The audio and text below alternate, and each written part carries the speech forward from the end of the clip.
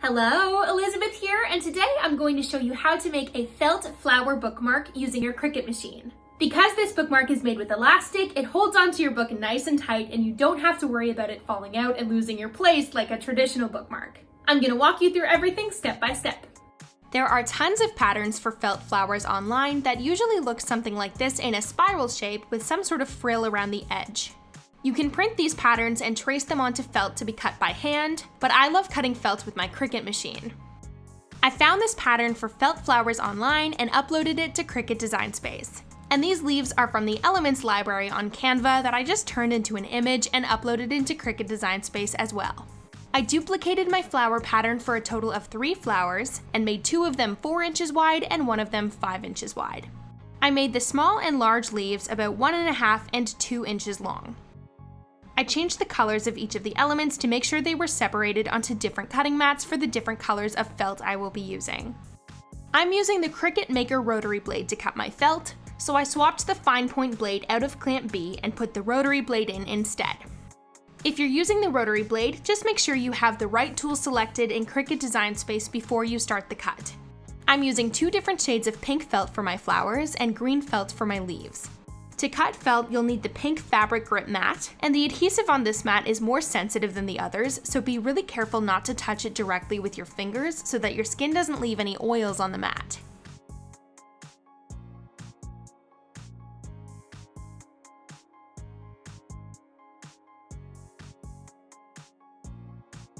When your cuts are done, you can use tools like a spatula, tweezers, and a scraper to remove your cut and any excess felt or fluff on the mat.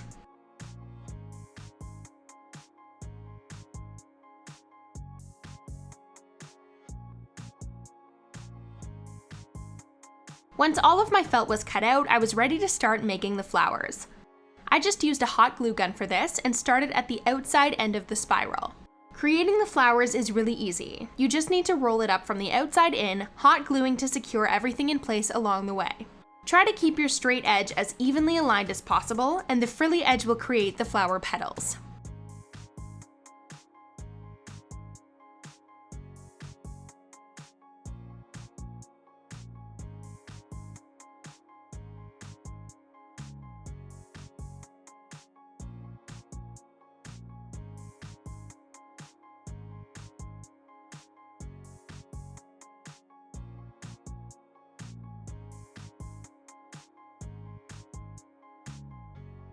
Not all flower patterns have this, but the one I used has a circle in the middle that acts as a base for the flower when you get to the end.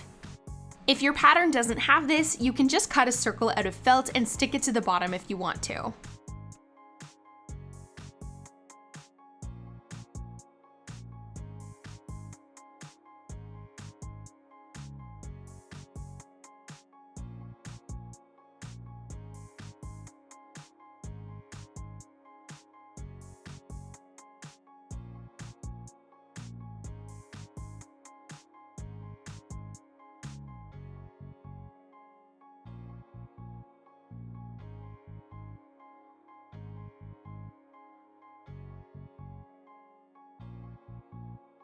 Next, I needed to attach all my flowers and leaves to my elastic cord.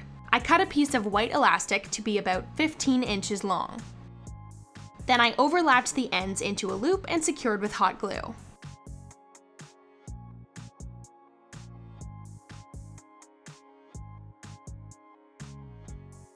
I hot glued my largest flower right on top of the area where the elastic overlaps to hide it.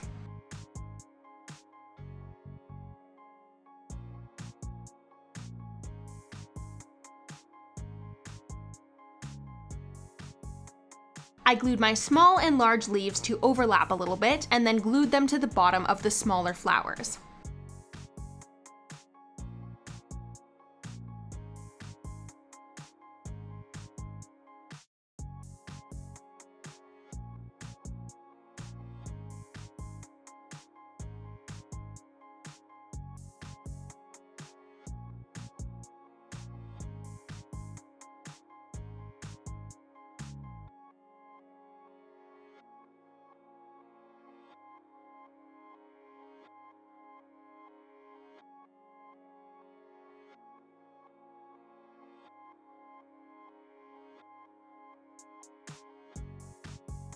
Then I glued the smaller flowers to the sides of the larger flower and onto the elastic as well.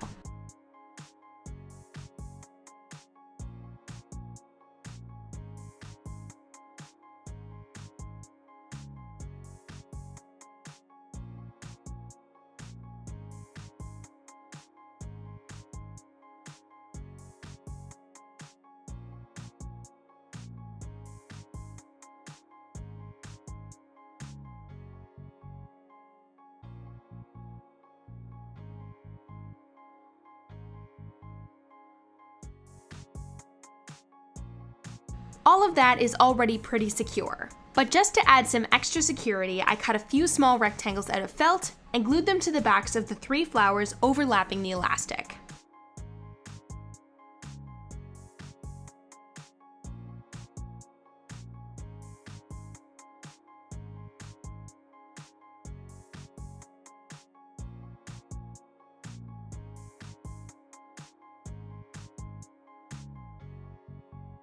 And here is the final result.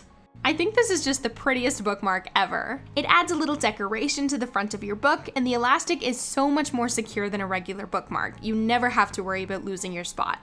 The materials are so simple and affordable, but create such a beautiful result. And because of how easy they are to make, you could whip up a whole bunch of them and gift them to your book club or your child's teachers, and you can try all different color combinations.